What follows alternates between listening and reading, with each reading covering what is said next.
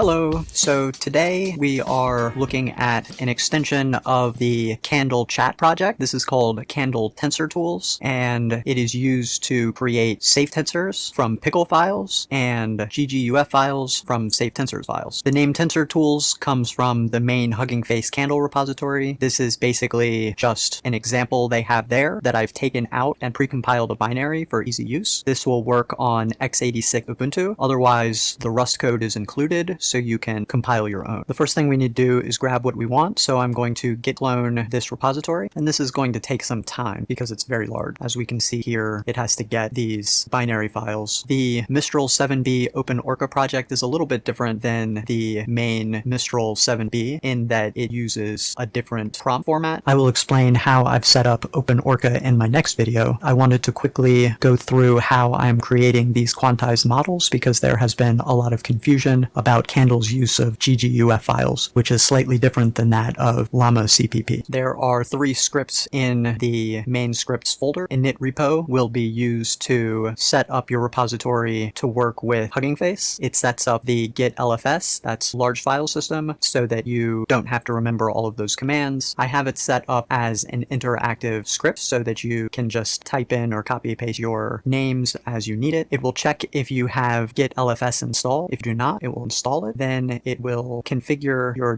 .git attributes file to work with GGUF files, and then we'll push those changes to HuggingFace. The next thing you may need, if you do not already have safetensors files, as you can see here, these are pickle files and not safetensor files, so we will need to use that in this project. You can see down here at the bottom that they are usually called .bin files. Pickle files are binaries and can execute arbitrary code, so it is always recommended to change pickle files to safetensors. Final script will create quantized versions for all of these different options here. You need to enter safetensors directory. That's where the current safetensors are, where you save those to from the last script. Then you will need an output directory, which will be the same as the safetensors directory. Just hit enter. And then finally, it runs the script. It will loop through each of the safetensors to make a string to go into the tensor tools. In the README, it is also suggested how you can do it if you just want one particular quantization format and not all of them. You will need to initialize a HuggingFace repository, which you can do by clicking on this link. Enter the name of your repository, and I need to get a copy of the GitHub repository on this system. Now I need to initialize my Git repository for HuggingFace. I do already have everything set up. Finally, copy this full repository username and model name here. I'll put it 2 directories above, and now it's done. Next, I will create safetensor, and now it's going through the process of creating the safetensors files. Finally, we need to make all. This is going to take a little bit to run, so I will again fast forward so you don't have to sit through it. Alright, that took quite a while because they're pretty big files, so I wrote out the commands that we're going to use next here. First, we are going to change directory into our HuggingFace repository, then we are going to create our README file, and finally add and commit our changes. The upload will take quite a long time, so have patience with this, and you might want to just do this in a different way. I'm doing this just because this is easy to include everything so that you can see what's going on, but also I could write it out beforehand. I am going to pause again while waiting for Git to catch up with what we have so far. I just wanted to quickly mention, in case you are feeling uncomfortable about how long it's taking without showing any output, you can check your disk usage for the current directory, and you can see here that it's a very large project, and as Git approaches half of the total amount, roughly, then that's about when you can expect it to be done, but that's going to take a little bit of time, and you can see here in just a couple seconds, it actually did quite a lot, so it actually just finished.